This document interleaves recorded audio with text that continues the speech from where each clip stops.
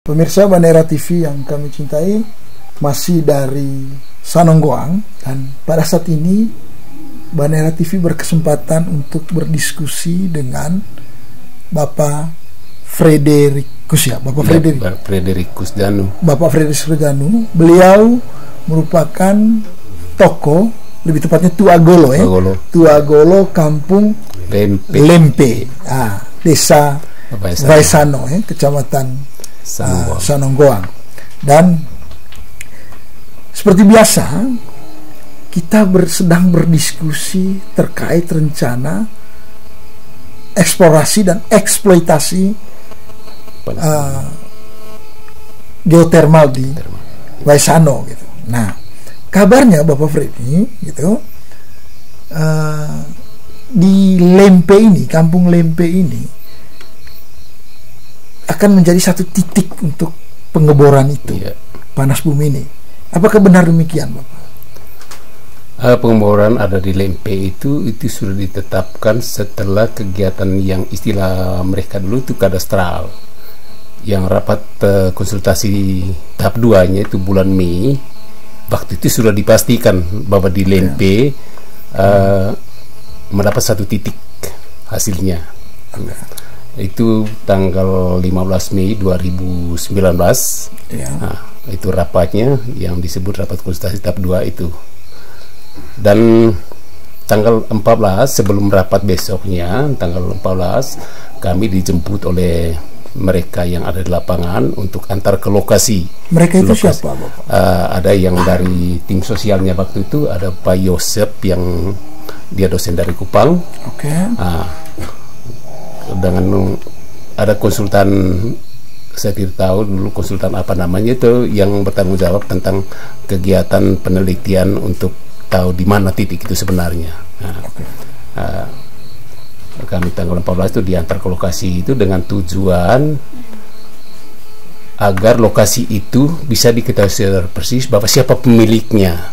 Itu saja untuk memperkenalkan kepada kami, sehingga kami jalan dulu itu keliling mulai dari Nunang ke Lempe, dari Lempe ke dasar dan ke Tal yang lokasi di Belpet 3 lalu ke Belpet D yang adalah tanah kehutanan itu. 1 hari penuh kami lakukan kegiatan dan evaluasi terakhirnya di rumah kepala desa, dan kami makan siang di sana. Lalu besoknya rapat untuk itu diperkenalkan ke seluruh, untuk 3 desa seputar danau, karena awal kegiatannya itu melakukan kepok adat dengan melalui 7 Tuagolo di dalam 3 desa seputar danau ini, Vaisano, Sanonggoang, Sampulan Uncung itu, sehingga hasil dari penelitian mereka juga itu diberitahukan kepada 7 Tuagolo dengan 3 desa itu. Sehingga rapat di situ jumlahnya besar sekali, jumlah yang hadir itu dan yang diundang. Untuk memperkenalkan bahwa hasil kegiatan kami sudah mengerucut hanya di desa Vaisano. Di desa Vaisano, dan titik-titiknya ada yang disebut Belpet A itu yang ada di Lempe, Belpet B-nya yang ada di Nunang, Belpet C-nya ada di Dusun Taal, lalu Belpet D-nya ada di Dusun Dasak. Iya, itu yang mereka perkenalkan tuh. Dan secara lisan juga kami sebagai Tuagolo waktu itu memberitahukan, ketika ketemu juga pemula kami kasih tahu itu, karena belum ada kegiatan lanjutan terkait dengan pemetaan lahan, karena itu masih taraf pemberitahuannya. Dan setelah itu, setelah kegiatan rapat konsultasi tahap 2 itu, baru muncul yang namanya PT Geo Indo untuk melakukan pemetaan lahan. Itu prosesnya, Bapak. Itu prosesnya. Sampai ditetapkanlah satu titik di salah satu titik di Kampung Lempe ini. Pak, tapi kan begini, Pak. Informasi yang beredar selama ini bahwa sepertinya ada kontroversi di sini, di desa Vaisano ini, Pak ya. Ada kelompok masyarakat yang menyetujui dan ada yang bersuara menolak. Bahkan suara penolakan ini telah sampai ke Bank Dunia selaku investor dari program ini, Bapak. Nah, di Kampung Lempe sendiri gimana itu Bapak? Apakah tempat titik itu sempat mengalami penolakan oleh pemilik tanah dan masyarakat sekitar atau bagaimana itu? Oke, untuk di masyarakat Lempe waktu itu setelah rapat konsultasi itu turunlah ke PT Geoindo itu untuk melakukan pemetaan. Ya. Dan itu menyusul langsung pemilik lahan. Di sini ada 22 pemilik lahan, ya 22 kalau saya tidak salah, yang jumlah lahannya sekitar 29 lahan, karena ada yang double 2, dan yang ngantar mereka ke sana adalah pemilik lahan itu sendiri, tim itu, dan tidak ada masalah apa-apa waktu itu. Hanya sedikit ada benturan itu terkait dengan tenaga kerja waktu itu, karena yang muncul di sini tenaga kerjanya dari luar kampung, bukan dari kampung Lempe, bukan dari kampung ini. Akhirnya ada penundaan 1 minggu kegiatan itu karena harus itu dikondisikan supaya ketika ada kegiatan di Lempe maka orang Lempe lah yang harus dipekerjakan di sana, entah berapa hari pun kegiatannya, dan itu diterima. Apakah itu hasil diskusi bersama atau keinginan ya, ketika itu dimasukkan maka kami melakukan diskusi bersama di sini, di sini tempatnya itu. Dan yang antar mereka waktu itu, yang antar mereka ke sini adalah Bapak Desa sendiri. Waktu itu Bapak Yusuf Subur masih kepala desa lah. Bapak sendiri yang antar. Akhirnya tunda 1 minggu kegiatannya. Dan setelah 1 minggu mereka turun dan tenaga kerjanya orang Lempe sendiri waktu itu yang antar mereka ke lapangan. Dan itu tidak apa-apa. Dan setelah itu kegiatan tahap 2-nya adalah pendataan aset. Aset itu adalah tanaman tumbuh di dalamnya. Tapi itu bukan dari PT waktu itu, katanya dari LSM. Terus LSM saya tidak tahu ICOM kata apa namanya dulu itu, tapi mereka dari LSM itu untuk mendatakan itu. Tahun berapa itu Bapak? Itu tahun 2019. 2019. Ya, artinya dia berlanjut setelah rapat konsultasi tahap 2 tadi itu. Ya, 2019 itu sekitar bulan, itu kegiatan itu seluruhnya itu kan sekitar dari bulan Juni sampai dengan Desember. Lalu setelah pemetaan lahan dan setelah daftar aset tanaman tumbuh itu dilanjutkan dengan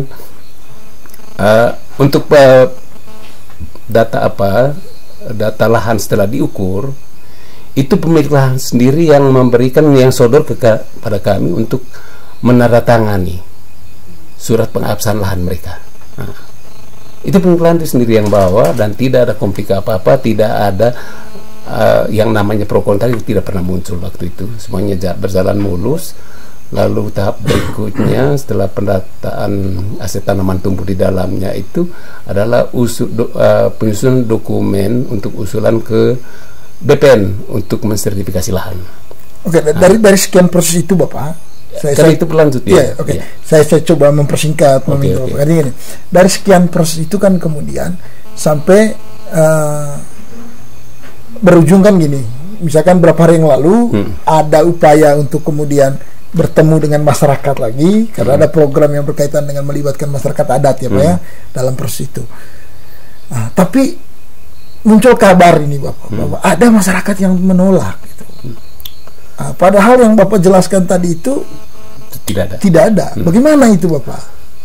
Yang sejauh ingatan saya, dan kebetulan bulan September di tengah perjalanan kegiatan itu kami diundang ke Barangan itu yang namanya jumpa pers dengan dari Flores Pos. Ya. Flores Pos, kebetulan katanya waktu itu ada media per 1 September yang ditulis oleh kepala desa sendiri, yaitu Bapak Yosef Subur, bahwa masyarakat di sana menolak geothermal. Kan kita tahu apa-apa tentang itu. Dalam pertemuan itu, dan itu difasilitasi oleh Bupati Manggarai Barat yang hadir adalah season 1. Waktu itu menanyakan tentang informasi ini, tentang media ini, apa betul seperti ini. Kami katakan bahwa sebagai masyarakat desa dan juga sebagai tokoh masyarakat desa, informasi tidak pernah kami tahu. Lalu kepala desa, kalau betul dia seperti itu, dia tidak pernah membuka rapat untuk itu didiskusikan bersama.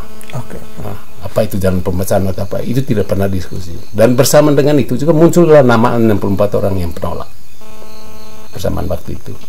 Dan itu ada warga Lempe yang merupakan warga yang dipimpin secara aktif Bapak? Yang muncul di situ namanya cuma satu orang dulu. Waktu itu di 64 orang cuma satu orang, tapi kami tidak tahu bagaimana proses. Tapi waktu itu belum muncul istilah masyarakat adatnya. Belum muncul. Hanya masyarakat penolak dan tidak muncul itu masyarakat adat. Nah, munculnya masyarakat adat itu berkembang setelah bulan Maret 2020. Itu ketika ada yang disebut JPS itu jalan keliling, dan kebetulan kami dokumen dan kami coba-coba baca jejak mereka, kami sempat lihat di situ, dan di situ sudah munculnya JPS SVD maksudnya, atau JPS yang pertama itu muncul itu JPS OFM. Sedangkan JPSD dia munculnya di mimbar gereja. Dia muncul dia membaca dokumennya, dan sepertinya semacam kami mendapat spirit untuk menolak. Artinya saya buka-buka saja, memang seperti itu dari siapa dapat itu dari SVD, dari JPS SVD OFM atau dari JPS SVD waktu itu. Akhirnya Pak Maksi Tua Golonunang bersama Bapak Servas mengikuti Pater Simon waktu itu ke pastoran untuk minta dokumen itu.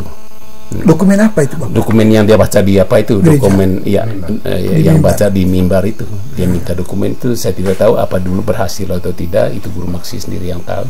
Saya betul nunangnya untuk dapat dokumen itu. Tapi secara keseluruhan seperti itu. Berkembang untuk masuknya istilah masyarakat adat itu belum terlalu warna waktu itu. Karena mereka hanya kategori masyarakat penolak saja. Yang kami bantah waktu itu ketika kalimat pro dan kontranya. Saya lebih cenderung saya bilang kalimat pro kontra itu muncul pada saat sosialisasi. Maka saya tidak sepakat kata pro dan kontra. Karena munculnya penolakan ini kejadian di tengah jalan. Kira-kira kapan? Itu tadi abangnya itu di media 1 September itu. 2019. Nah, itu kegiatan PT itu dalam proses pemetaan itu sekaligus dengan proses verifikasi lahan itu pendataan untuk pelengkapan dokumen ke BPN itu sedang diproses itu. Nah, dan Januari itu dibendung untuk tidak dilanjutkan kegiatan Januari 2020. Jadi dibendung sehingga kegiatan pendataan dari BPN itu tidak bisa berjalan sudah waktu itu. Sedangkan kegiatan mereka berlanjut terus. Tapi untuk kami respon atau sifatnya melawan mereka itu tidak karena sepertinya memang kami berpikir tentu pada akhirnya ada hal yang positif yang muncul. Mungkin kalimatnya menolak, tetapi ada satu hal yang berguna buat kita semua. Tapi ada satu hal yang kemudian Bapak sampaikan tadi yang juga butuh dijelaskan secara jauh, bahwa ketika Bapak mengatakan tadi bahwa pembacaan dokumen di gereja oleh lembaga yang digawain oleh SVD ini kemudian sepertinya sedang membakar semangat kami atau mendorong kami untuk melakukan penolakan. Ya, artinya pertanyaan saya, Bapak, apa memang yang dibicarakan di sana sampai Bapak menyimpulkan bahwa itu menyuruhkan sepertinya mendorong kami untuk menolak? Betul sudah. Yang kami kutip yang sempat saya ingat waktu itu kalimat tentang mempersempit lahan. Dan dia menggambarkan lahan geotermal itu luasnya sekian banyak hektar. Itu yang dia gambar. Akhirnya melawan apa yang kami dapat dari PT yang menjelaskan bahwa kebutuhan untuk geotermal sangat sedikit, sangat kecil. Ada yang dibutuhkan oleh geotermal. Faktanya begitu. Faktanya hanya ada perbedaannya, waktu yang sedikit agak luas karena itu terkait dengan parkiran alat-alat. Parkiran semua kelengkapan kegiatan. Tapi dalam eksekusi itu lahan yang dibutuhkan cuma kecil. Mungkin kurang lebihnya itu sekitar 600 meter persegi lah kurang lebihnya itu. Lalu yang mereka jelaskan bahwa mereka bandingkan lahan yang digunakan itu luasnya begitu akan berisiko pada penyempitan lahan, bersempit lahan pertanian. Gitu. Artinya itu yang sangat kontra. Akhirnya membuat kami seakan-akan dia menginspirasi kami untuk serempak kami harus tolak. Begitu. Itu maksudnya. Dia cenderungnya ke ruang gerak pertanian. Waktu itu. Selain itu mungkin ada hal lain? Hanya selain itu memang masih ada, tapi karena kami mungkin itu saja yang paling inti yang saya tangkap waktu itu. Ada juga isu begini Bapak yang saya tangkap ya dari diskusi, dari medsos, dari beberapa orang tertentu, bahwa ada satu ketakutan besar bahwa ketika proses eksploitasi panas bumi ini, aktivitas geothermal ini dijalankan, itu akan menimbulkan mengganggu ruang hidup. Apalagi prinsipnya kita orang Manggarai, Gendang, One, Lingko, Peang gitu dan sebagainya. Juga ada hal lain, misalkan ini nanti akan ada kebocoran gas gitu. Apakah cerita-cerita itu sempat masuk dalam diskusi atau pembicaraan Bapak di Kampung Lempe ini? Untuk diskusi terkait dengan hal tersebut di Lempe ini itu tidak ada, karena semuanya terakomodir di desa. Semua diskusi itu ada di desa, semua itu di kantor desa. Lalu penjelasan para ahli waktu itu omong tentang gas itu sama sekali tidak ada. Berarti karena yang tidak ada wacana, tidak ada gambaran isu itu di sini. Sama sekali tidak ada. Komentar mereka memang ada. Maksud saya komentar-komentar itu. Iya, komentar mereka memang ada. Dan mereka tayangkan tentang video Mata Loko, dan mereka namakan tugas. Ya, siapa yang menayangkan itu, Bapak? Yang menayangkan itu pertamanya saya pernah dapat dari salah satu warga, yaitu dari salah satu penolak itu. Hanya mereka tidak kasih tahu siapa orangnya. Waktu itu mereka berusaha memutar video itu untuk mengambil simpati masyarakat untuk cenderung menolak itu. Dan waktu itu saya sempat diskusi dengan salah satu orang yang sekarang masih menolak dia, kebetulan adik saya sendiri. Hanya kebetulan rekaman saya memorinya sudah hilang, akhirnya rekaman itu dia tersimpan. Tapi saya pernah cerita panjang dengan dia waktu itu tentang bagaimana video itu mereka putar waktu itu. Hanya lebih lanjut dari itu saya tidak tahu itu dari siapa yang putar video itu. Tapi awalnya untuk mereka rekrut nama-nama untuk membesarkan jumlah orang dari 64 itu bisa bertambah itu dengan modal putar video itu di Mata Loko itu. Ya, namun itu tidak bisa mengganggu, tidak mengubah keyakinan Bapak bahwa kalau kami yang namanya orang tua, karena yang satu hal yang paling penting yang kami kawal selaku orang tua, karena 2009 itu tetapi rekomendasi kepala desa terkait dengan kegiatan geothermal sudah diterbitkan 2018. Dan rekomendasi itu bertujuan untuk menerbitkan izin Pemda tentang kegiatan geothermal berlanjut. Dan inilah dokumen yang harus kami kawal, dan ditambah dengan dokumen tanah yang dimiliki yang didata oleh PT yang bekerja waktu itu, dan kami sudah bubuhkan tanda-tanda, dan itu semua dokumen yang kami kawal. Kami amankan sehingga kami tidak terganggu dengan kalimat-kalimat seperti itu. Ya. Terus ada yang cerita Pak, ini informasi dari masyarakat yang di komunitas adat Bapak juga ini, bahwa salah satu alasan mereka menolak itu karena ada di dokumen itu ada rencana relokasi gitu. Apakah Bapak tahu ada rencana relokasi itu kalau dibangun itu? Rencana relokasi itu muncul, memang ada draft dulu itu yang mau dibahas pada bulan Desember 2019. Di situ salah satu poin itu tentang relokasi itu. Tapi bagaimana penjelasan ke dalam tentang itu tidak bisa berjalan waktu, karena mereka sudah mulai aksi membatalkan rapat waktu itu, sehingga tidak bisa dijalankan. Poinnya memang ada waktu itu. Poinnya ada, tetapi ternyata juga dokumen itu tidak muncul lagi dan tidak pakai lagi itu karena tanggung jawab PT waktu itu adalah kalimat muncul, memang itu semacam satu ketetapan dari sebuah kegiatan bahwa kalimat itu wajib dimunculkan, tapi tidak semestinya bahwa kegiatan eksplorasi ini betul itu akan terjadi. Tapi finalnya, akhirnya kemudian apakah ada pembicaraan bahwa kalau ini dijalankan ke depan masyarakat akan direlokasi atau tidak? Dari yang kalau dari penjelasan para ahli ahli geotermalnya, memang itu mereka tetap katakan bahwa itu tidak. Tapi kemarin waktu Bupati datang, dia pakai istilah umum itu, namanya sebuah pembangunan pasti ada risikonya. Maka untuk menjawab keluhan-keluhan seperti ini, sebagai Pemda kami akan menunjukkan rasa tanggung jawab apabila itu nanti akan terjadi. Kalau ada risikonya, mereka sudah menyiapkan.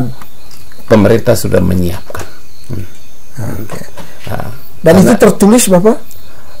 Kemarin itu sudah terbaca oleh semua pihak kemarin itu, karena barusan surat hasil diskusi panjangnya Bupati, kegiatan selama 1 minggu itu sudah tertuang dalam tulisan Bupati. Oke. Ya. Kalau tidak salah ya, saya tolong ingatkan saya kalau saya keliru. Kira-kira berapa hari yang lalu, minggu yang lalu mungkin, ada pertemuan antara warga masyarakat Lempe ini dengan pihak Geodipa Energi dan pemerintah yang membahas tentang bagaimana kerjasama dengan masyarakat adat terkait geothermal ini. Apakah ada kegiatan tersebut? Itu sudah terjadi beberapa hari yang lewat ini, itu sudah dijalankan. Okay. Kenapa saya harus tanya itu Bapak? Karena kabar yang saya dapat, ada juga sebagian masyarakat Bapak yang tetap menolak itu. Bagaimana itu Bapak? Gitu. Kalau itu memang mereka muncul, tapi sebenarnya terpaksa saya izin mereka masuk itu karena ini adalah kebutuhan warga. Nah, kepentingan mereka juga saya tidak tahu. Tapi dari sisi kata masyarakat adat, masyarakat kami punya rasa tanggung jawab karena secara keseluruhan, dan itu menjadi semacam warisan yang diturunkan kepada kami untuk mengakomodir seluruh pergerakan masyarakat adat, apapun jenis kegiatannya. Karena di kalimatnya mereka juga selama ini juga sih tidak pernah tahu. Tapi saya juga senang ketika mereka senggolnya dalam tulisan-tulisan mereka itu atau dalam ungkapan mereka dalam masyarakat adat itu, berarti mereka masih butuh tanggung jawab para tua golo terkait pergerakan itu. Maka kemarin itu mereka masuk dan melakukan, kalaupun itu melanggar etika menurut saya, karena pertama undangan Bupati mereka tolak. Hak masuknya juga mereka itu seakan-akan garis besarnya semacam gerakan mereka itu tidak terpimpin. Dan itu terbukti dalam surat mereka dan ungkapan mereka tidak terpimpin. Karena mereka tidak pernah bisikan kepada kami selaku Tua Golo bahwa mereka melakukan gerakan seperti itu. Kenapa saya melanggar etika? Karena ketika mereka menolak surat Bupati, ternyata mereka juga masuk hadir, tapi bukan mau mendengar diskusi, tapi mereka hanya mengangkat pernyataan itu dan meninggalkan ruangan. Dan memang itu fakta. Kalau melanggar etikanya, karena masyarakat adat itu minimal awalnya itu ada sapaan untuk tamu. Tamu Pemda tidak disapa, Pak. Kami Tua Golo malu. Mau menangis juga ya bisa. Hanya saya tidak bisa menangis pura-pura.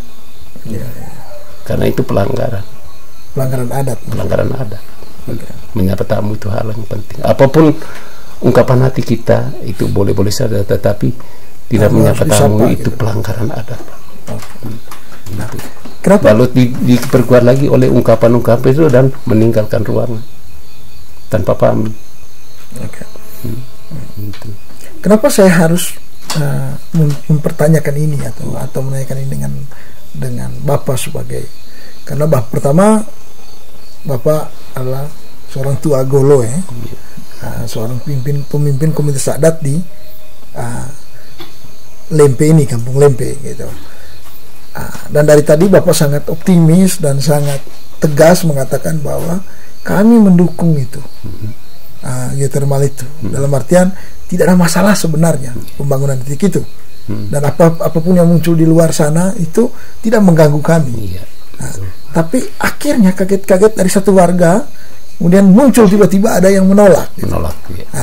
Yang saya mau tahu adalah apakah warga yang menolak ini Bapak adalah orang-orang yang tanahnya dijadikan tempat pembangunan atau tempat titik pengeboran? Tempat titik pengeboran. Di dalam mereka yang berapa orang yang menolak itu, dalam catatan saya ada 2 orang. Dua orang yang menolak. Dua orang yang menolak itu adalah pemilik lahan. Oh, mereka memiliki lahan itu? Iya, memiliki lahan itu, tapi sebagian besarnya yang mendukung. Maksud saya, apakah lahan dari dua orang ini adalah juga termasuk titik pengeboran? Bukan titik pengeboran, tapi lokasi area. Dia hanya area.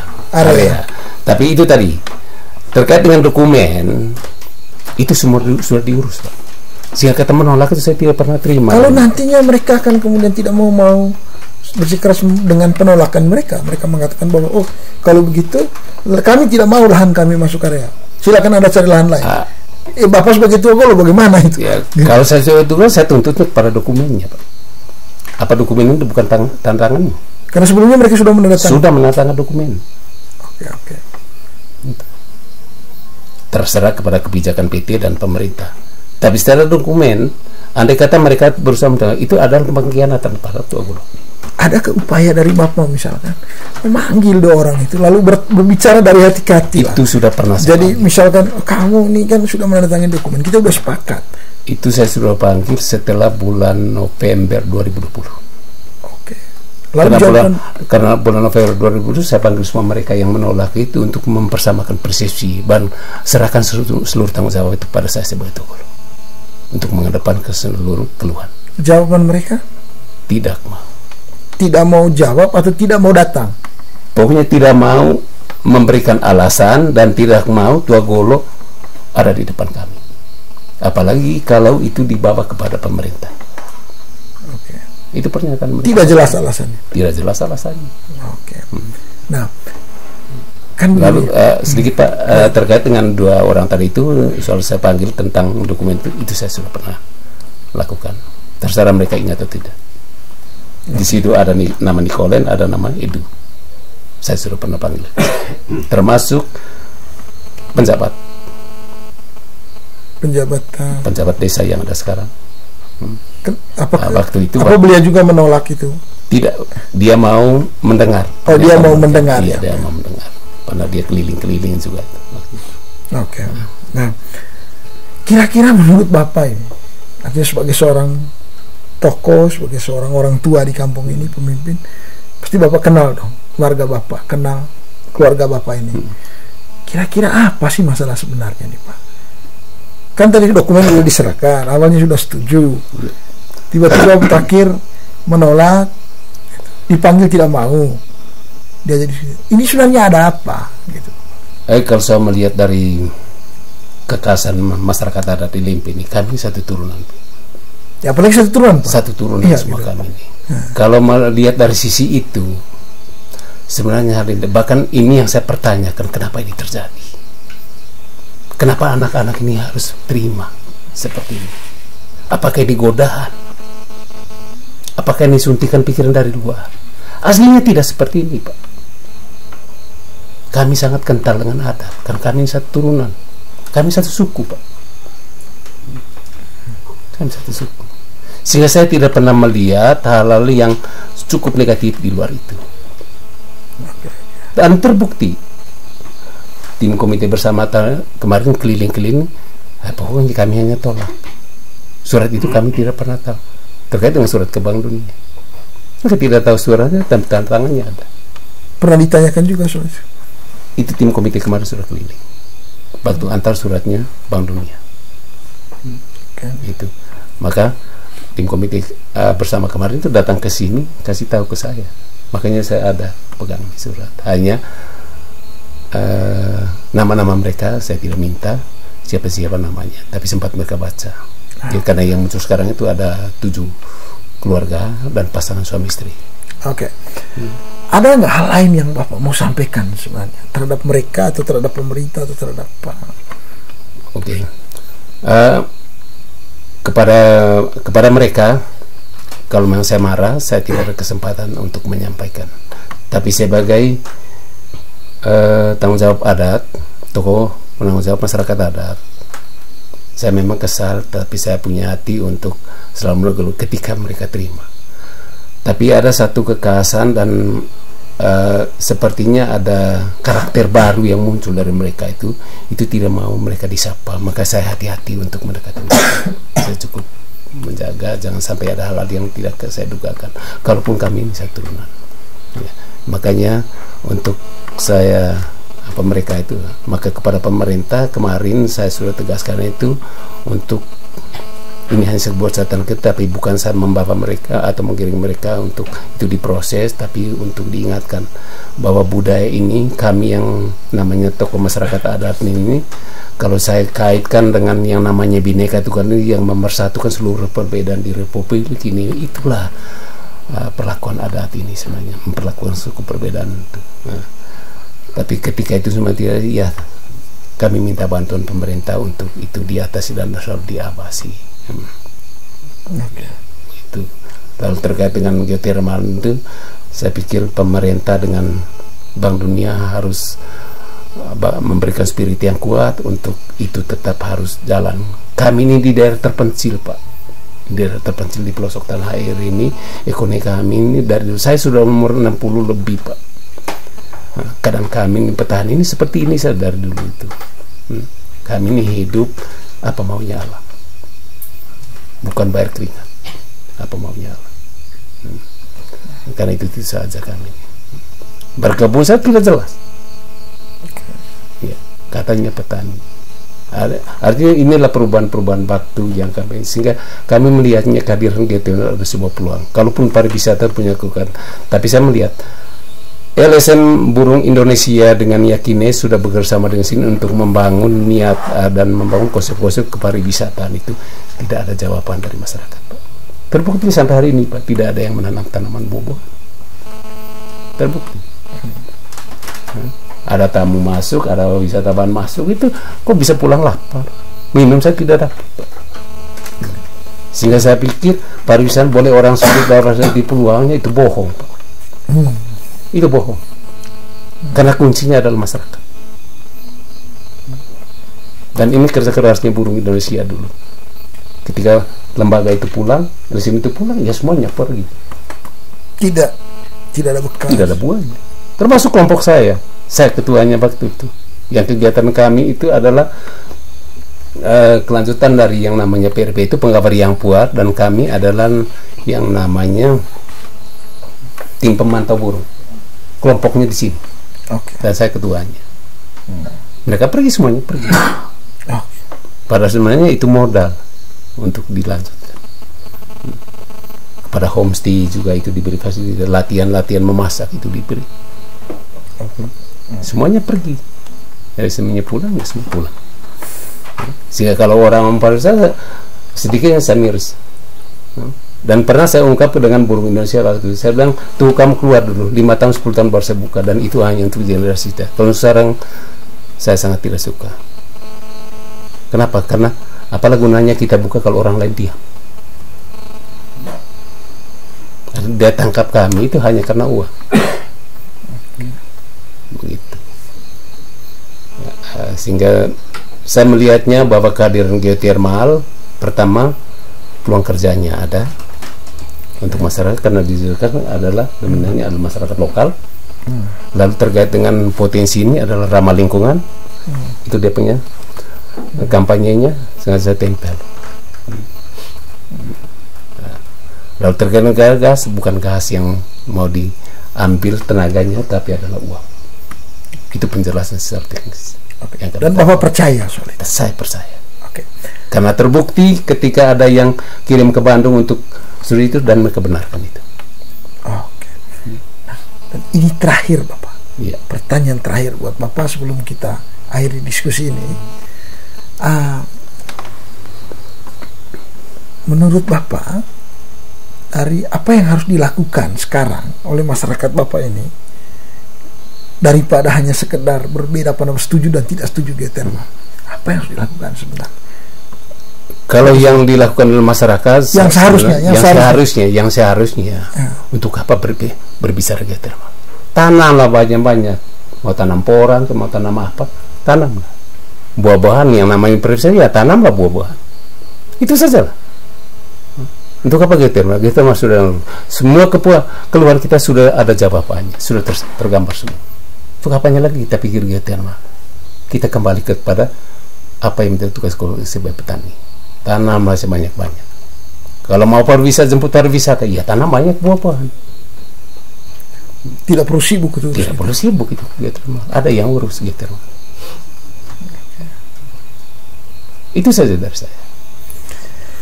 Oke, Pak Fredericus ya. Iya. Oke, terima kasih atas waktunya Bapak. Sama-sama. Saya berharap bisa berdiskusi banyak Kak, tapi waktu harus membatasi diskusi kita. Dan harapan saya Bapak ini selalu menyediakan waktu ketika satu saat kita membutuhkan untuk berbagi begini Pak. Saya tetap siap. Oke, selamat malam. Terima kasih Pak. Mudah-mudahan bermanfaat. Oke, pemirsa, selain tadi kita berdiskusi dengan Bapak Frederick selaku Ketua Golo Kampung Lempe. Nah, kebetulan di sini juga kita menghadirkan seorang tamu spesial. Bapak siapa namanya? Bapak Suradharma. Harusnya sudah panggil Loi. Bapak Loi ya, yeah. Bapak Loi biar lebih akrab ya, Bapak Loi. Bapak Loi ini kabarnya Bapak Loi ini adalah pemilik lahan di mana titik pengeboran geotermal itu akan dilakukan. Ya, benar demikian Bapak Loi? Benar Pak, di Welpet A. Di Welpet A di Kampung Lempe. Saya mau tanya tuh Bapak, kenapa Bapak mau kasih tanah itu untuk mereka? Apakah karena uangnya atau karena apa gitu? Pertama-tama saya sebagai orang beragama. Pertama saya menyatakan terima kasih kepada Tuhan bahwa di dalam bumi milik saya itu lewat orang tua saya Tuhan memberi rezeki untuk begitu banyak orang. Maka satu pikiran saya ketika hasil survei para ahli waktu itu menyatakan bahwa titik Welpet A itu saya punya tempat, saya tidak pernah berbangga tentang uang di situ. Karena merasa bahwa saya punya hidup lebih untuk orang lain. Karena awal-awal memang saya ragu dan saya tidak setuju dengan apa yang dibicarakan di luar, mengatakan bahwa nanti akan begitu begini, bahkan masyarakatnya akan dikeluarkan dari tempat ini. Ketika begitu banyak hal studi banding yang dilakukan, penjelasan berapa kali selama 6 tahun ini, saya menyatakan bersyukur kepada Tuhan lewat Bank Dunia dan melalui pemerintah Indonesia menyatakan ini akan berguna bagi orang lain. Saya merasa bangga. Karena itu saya siap memberikan tanah ini untuk banyak orang, bukan hanya untuk diri saya sendiri. Apakah pemberian tanahnya gratis Pak Loi? Nanti akan ada sosialisasi lanjutan dari geotermal ini. Yang pertama memang sudah dijalankan seperti yang dijelaskan Bapak Tua Golo tadi. Kami sudah menandatangani surat penyerahan itu untuk diadakan sertifikat tanah itu. Lanjutannya dalam proses lanjutannya sedang berjalan. Apakah ada pembicaraan Pak soal ganti rugi, ganti untung lah? Biasa sekarang itu ganti untung katanya ya. Dalam 9 poin yang dihasilkan oleh warga Lempe ini, waktu itu kunjungan Bapak Bupati ke sini, yang kemarin di Lempe ini ada Lontoleo 3-4 hari lalu, itu sudah ada 9 poin masuk di dalamnya. Termasuk ganti untung itu? Iya. Bisa dibuka nggak Pak? Kira-kira berapa itu? Soal itunya itu belum sampai di sana. Tapi siap memberikan tanah itu. Siap memberikan tanah itu demi banyak orang. Oke. Kalau misalkan ganti untungnya tidak seperti yang kita harapkan, misalkan, bagaimana itu Pak? Secara pribadi dan keluarga, kami sudah konsultasi itu bahwa tidak mungkin seekor induk ayam mematuk anaknya sendiri. Dan saya rasa secara pribadi pun saya rela demi banyak orang menyerahkan tanah. Sekalipun misalkan nanti tidak seperti yang Bapak harapkan. Ya, ini namanya mimpi Pak. Mimpi dalam arti mungkin begini, mungkin begitu. Tapi saya menunggu proses yang terbaik dari pemerintah Indonesia. Karena kan begini Bapak, kan Bapak rugi sebenarnya. Tanah yang mungkin Bapak bisa gunakan untuk lain, tentu ketika Bapak serahkan. Berapa luasnya Bapak? Berapa ukurannya itu Bapak? Memang ada di legis pajak. Ya diperkirakan lah ukurannya berapa? Kira-kira sekitar 100 kali, ya mungkin 1 hektar lah. 1 hektar. Iya. Dan di dalam tanah itu ditanam apa Bapak? Kemiri. Kemiri. Artinya kan begini Bapak, ketika itu diserahkan kan Bapak rugi dong. Iya. Kalau gantinya tidak seperti yang diharapkan. Ya, justru tetap legowo istilah orang Jawa. Ya. Tetap merelakan. Justru ini terbalik sebenarnya Pak. Yang menolak itu saya. Karena nanti akan dipergunakan untuk kepentingan umum. Iya. Kok saya yang punya di dalamnya sudah ada tanaman yang menghidupkan, tapi bisa diberikan kepada orang lain, dan saya setuju dengan program ya, ini. Justru itu maka saya bertanya kepada Bapak. Dan terbalik memang. Iya. Dan saya rasa bukan soal nanti apakah saya dapat, tapi saya tahu bahwa pemerintah pasti dia akan memberikan apa yang menjadi hak saya. Oke. Lalu Pak, dalam perjanjian pemberian ini, apakah semua tanaman di atas itu Bapak tidak bisa menguasainya lagi? Tidak Pak, ini dipakai selama kontrak kurun waktu 5 tahun. Pohon-pohon itu dipotong atau bagaimana? Ya, menurut mereka begitu Pak. Nanti akan diganti rugi semuanya. Berarti intinya tanah itu jadi milik mereka? Milik mereka selama 5 tahun dikontrakkan. Setelah 5 tahun? 5 tahun dikembaliin dengan prosesnya ada nanti tertuang dalam kesepakatan bersama antara pemerintah dan masyarakat. Kenapa Bapak tidak minta kesepakatannya? Dibuat aja sekarang. Kenapa tunggu 5 tahun lagi baru buat kesepakatan baru? Ini sebenarnya persoalannya Pak di masyarakat. Iya. Prosesnya masih awal. Kita sudah mau yang duluan.